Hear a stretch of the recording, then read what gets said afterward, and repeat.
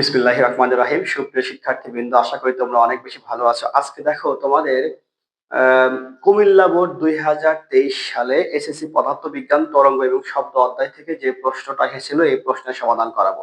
তাহলে শুরুতেই আমি উদ্দীপকটা একটু পড়ে নিচ্ছি। দেখো উদ্দীপকে কি দেওয়া আছে, দুইটা দৃশ্যকল্প দেওয়া আছে। একটা দৃশ্যকল্পের মধ্যে দেখো এ থেকে বি এবং সি থেকে ডি, আবার এখানে বলা আছে যে এ বি সমান সমান হচ্ছে সিডি, অর্থাৎ এখানে টোটাল তরঙ্গ দৈর্ঘ্য, এখানকার টোটাল তরঙ্গ দৈর্ঘ্য কিন্তু সমান, দূরত্ব কিন্তু সমান, এ বি সমান সমান সিডি। এই জায়গাতে যে শব্দের বেগ এটা আবার 400 মিটার পার সেকেন্ড, এবং সিডি ক্ষেত্রে ওই তরঙ্গ দৈর্ঘ্যের ক্ষেত্রে শব্দের যে বেগ সেটা হলো 350 মিটার পার সেকেন্ড। এবং পরবর্তীতে একটা দৃশ্যকল্পে তরঙ্গ দৈর্ঘ্য এবং কম্পাঙ্কের মান দেয়া আছে, তোমাকে এখান থেকে একটা গ্রাফ অঙ্কন করতে হবে। তাহলে চলো শুরুতে আমরা গ নং প্রশ্নটা সমাধান করে ফেলি। দেখো গ নং প্রশ্নে কি বলা আছে, যে দৃশ্যকল্প 1 অনুসারে তরঙ্গদ্বয়ের কম্পাঙ্কের পার্থক্যের মান দেওয়া আছে 250 হার্জ। তাহলে কম্পাঙ্ক আসলে কত হবে? স্যার দুইটা কম্পাঙ্ক, একটা হচ্ছে দেখো কম্পাঙ্ককে আমরা এফ দিয়ে প্রকাশ করি। সো এফ ওয়ান এর মানটাও তোমাকে বের করতে হবে, এফ টুর মানও তোমাকে বের করতে হবে। প্রথমটার ক্ষেত্রে আমরা সবগুলো অন ধরবো। তাহলে প্রথমটার ক্ষেত্রে দেখো ভি ওয়ান এর মান দেয়া আছে কত, 400 মিটার পার সেকেন্ড, এবং ভি টু পরেরটার ক্ষেত্রে মান দেয়া আছে হলো 350 মিটার পার সেকেন্ড। এখন এফ এর মান যদি বের করতে চাই, আমরা এফ সমান সমান কি জানি, ভি বাই ল্যামডা। সো ল্যামডার মানটা লাগবে। এই ল্যামডার মান আমরা কই থেকে পাবো? ল্যামডার মান পাবো এখান থেকে। দেখো লেখা আছে এ বি সমান সমান সিডি। তাহলে আমরা যদি এখানে ধরি, যে গ নং প্রশ্নের ক্ষেত্রে আমরা ধরলাম যে ধরি এ বি সমান সমান সিডি সমান সমান এক্স। মোট তরঙ্গ দৈর্ঘ্য হচ্ছে এত মিটার, এত মিটার, এত মিটার আমরা ধরে নিলাম যে এত মিটার। তাহলে আমরা এর আগের একটা অঙ্কে কিন্তু বলেছিলাম, যদি আমার পূর্বের ভিডিও না দেখে থাকো তাহলে অবশ্যই আগের ভিডিওগুলো দেখার আমন্ত্রণ রইলো। এই ভিডিওগুলো কোথায় পাবা? ইউটিউবে অনলাইন শিক্ষা লিখে যদি সার্চ দাও তাহলে কিন্তু আমার সমস্ত তরঙ্গ শব্দ অধ্যায় প্লেলিস্টের একটা প্লেলিস্ট চলে আসবে, সেখান থেকে তোমরা পূর্বে ভিডিওগুলো দেখে আসবে। দেখো সেখানে বলেছিলাম যে একটা কোলে অর্ধবৃত্ত মিলে একটা অর্ধবৃত্তের মান হচ্ছে λ/2। তার মানে এখানে যদি এরকম তরঙ্গ থাকে, এই একটা করে অর্ধবৃত্তের মান λ/2, এটা λ/2, এটা λ/2। তার মানে দুইটা করে কি হবে, দুইটা করে অর্ধবৃত্ত মিলে একটা ল্যামডা হবে। এবার তাহলে তুমি খেয়াল করো তো, যে এই এ বি অংশের জন্য 1 2 3 4 5 6, তাহলে 6টা অর্ধবৃত্ত থাকার কথা হলো, 3টা ল্যামডা আছে। সো প্রথমটার ক্ষেত্রে যদি আমরা বলি যে 3λ1, এইটুকু দূরত্ব কি বলতো, ধরে নিচ্ছে কি এক্স না, এ বি, মানে এই পুরোটা এ থেকে বি পর্যন্ত যে দূরত্ব, সেই দূরত্বকে ধরে নিয়েছি আমি এক্স। তাহলে 3λ সমান সমান কি হবে, এক্স। তাহলে এক্ষেত্রে আমি বলতে পারি না যে λ1 সমান সমান x/3। ওকে, যেহেতু এখানে কোনো একটা মাধ্যমের কথাই বলা আছে, সুতরাং এখানে কিন্তু আমি লিখতে পারি যে ভি সমান, সরি একটা মাধ্যম না, এখানে ভি ওয়ান এবং ভি টুর কথা বলা আছে। এখন খেয়াল করে দেখো যে ল্যামডা সমান সমান λ1 সমান সমান x/3। তাহলে আমরা তো জানি যে অতএব f1 সমান সমান কি হবে, v/λ1। দেখো ভি ওয়ান এর মান কত, ভি ওয়ান এর মান হচ্ছে 400, আর λ1 এর মান কত দেওয়া আছে, x/3। তাহলে ক্যালকুলেশন করলে কত আসে, 400 ইন্টু 3 বাই কত হবে, x, সমান সমান কত হবে, 1200/x। এবার খেয়াল করো, এটা হচ্ছে এ বির ক্ষেত্রে। আমি যদি সিডির ক্ষেত্রে তরঙ্গ দৈর্ঘ্য বের করি তাহলে কি হবে, এখানে কয়টা অর্ধবৃত্ত দেওয়া আছে দেখো, 1 2 3 4 5 6 7 8, 8টা অর্ধবৃত্ত দেওয়া আছে। তার মানে কি 8টা মানে কি 4টা। সো 4λ2, দ্বিতীয়টার ক্ষেত্রে 4λ2 সমান সমান কিন্তু আমার এক্স, বা λ2 র মান কি হবে, x/4।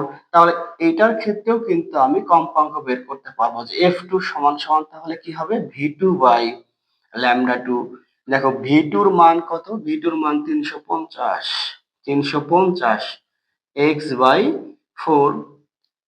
ওকে, তাহলে 350 গুণ 4/x, তার মানে এখানে 1400 বাই কত আসলো বলতো, x। এবার তুমি অঙ্কের এই দিকে খেয়াল করো যে এখানে কি বলছে যে কম্পাঙ্ক দ্বয়ের পার্থক্য দেয়া আছে 250 হার্টজ, অর্থাৎ f1 এবং f2 এর মধ্যে যে ডিফারেন্সটা, এটার মান কিন্তু দেয়া আছে 250 হার্টজ। তোমাকে কম্পাঙ্ক দ্বয় নির্ণয় করতে হবে।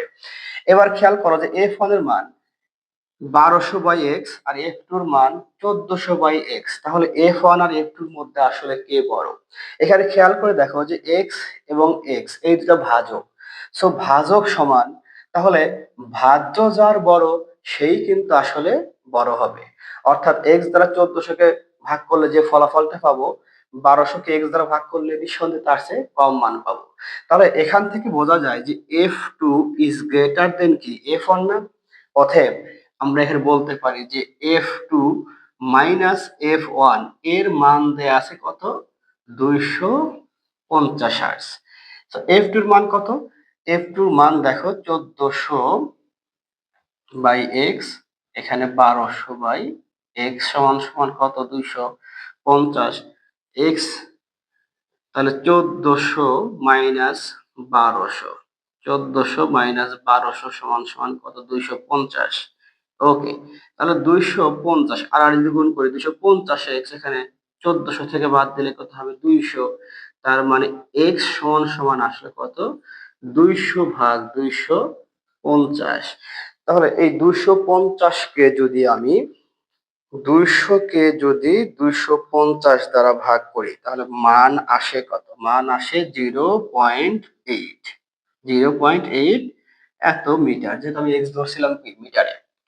ওকে, এবার তাহলে তোমাকে বের করতে হবে কি f1 এর মান, তোমাকে বের করতে হবে f1 এর মান। তাহলে তুমি এই ক্ষেত্রে দেখো তো যে f1 সমান সমান কত জানো, f1 সমান সমান 1200/x। তাহলে এখানে কি হবে, 1200, x এর মান কত, x এর মান 0.8। এই 1200 কে যদি 0.8 দ্বারা ভাগ করে ফেলি, 1200 ভাগ 0.8, তার মানে এটার মান আসলো 1500 হার্টজ, 1500 হার্টজ। এবার দেখো f2 সমান সমান কত জানো, f2 সমান সমান 1400/x। সো এখানে এই যে 1400, x এর মান কত, 0.8, যদি ভাগ করে ফেলি 1400 কে ভাগ যদি 0.8 দ্বারা ভাগ করে ফেলি, তাহলে আসে 1750 এত হার্টজ। আশা করি বুঝতে পেরেছো যে f2 এর মান আর এটা হলো আমার f1 এর মান। তাহলে এটাই কিন্তু আমার অ্যান্সার। আশা করি অঙ্কটা খুব সুন্দর করে বুঝতে পেরেছো। তাহলে চলো পরের অঙ্কে কি বলা আছে এই অঙ্কটা একটু সমাধান করা যাক। তরঙ্গ দৈর্ঘ্য বনাম কম্পাঙ্কের লেখচিত্র অঙ্কন করতে হবে। এখানে কিন্তু তরঙ্গ দৈর্ঘ্য এবং কম্পাঙ্কের মানটা দেয়াই আছে। এবার তাহলে যদি আমি তোমাদের হায়ার ম্যাথ সংক্রান্ত কিন্তু অঙ্ক করো, সেখানে তোমাদের গ্রাফ সম্পর্কে ভালো ধারণা আছে। সো এখানে দেখো আমি এক্স অক্ষ যে বরাবর, এক্স অক্ষ আর ওয়াই অক্ষ বরাবর, এক্স অক্ষ বরাবর আমি এইটাকে ধরলাম হচ্ছে কম্পাঙ্ক, এই বরাবর হচ্ছে কম্পাঙ্ক না, এই বরাবর তরঙ্গ দৈর্ঘ্য ধরি, তরঙ্গ দৈর্ঘ্য ল্যামডা, আর এই বরাবর এইটা হলো কম্পাঙ্ক, এইটা। আচ্ছা, এবার একটু খেয়াল করো যে আমি যদি তরঙ্গ দৈর্ঘ্য আর কম্পাঙ্কের এই মানগুলো এখানে বসাই, তাহলে গ্রাফটা দেখতে কেমন হবে। দেখো এই তরঙ্গ দৈর্ঘ্য যখন আমার 4, তরঙ্গ দৈর্ঘ্য যখন 4, তখন আমার কম্পাঙ্ক কিন্তু 80। 80 বলতে কত বলতো, ঠিক 50 এর একটু উপরে। এই বরাবর যদি আসি, তাহলে মানটা কত হবে, ঠিক এই জায়গাতে হবে। এরপরে দেখো আমার তরঙ্গ দৈর্ঘ্য যখন 2.5, তখন আমার কম্পাঙ্ক কিন্তু 130। 130 বলতে ঠিক 100 এই জায়গাতে এই বরাবর কিন্তু একটা আসবে যে 2.5। সো মানটা আসবে কিন্তু আমার এই জায়গাতে। এরপর দেখো যখন 1.5 তখন 210। সো 1 পয়েন্ট যখন 5 তখন 210 বলতে একটু এই জায়গাতেই হচ্ছে। এরপরে দেখো যে আমার যখন 1 তখন কিন্তু 320, তাহলে 1 যখন হবে তখন এর মানটা হলে কত?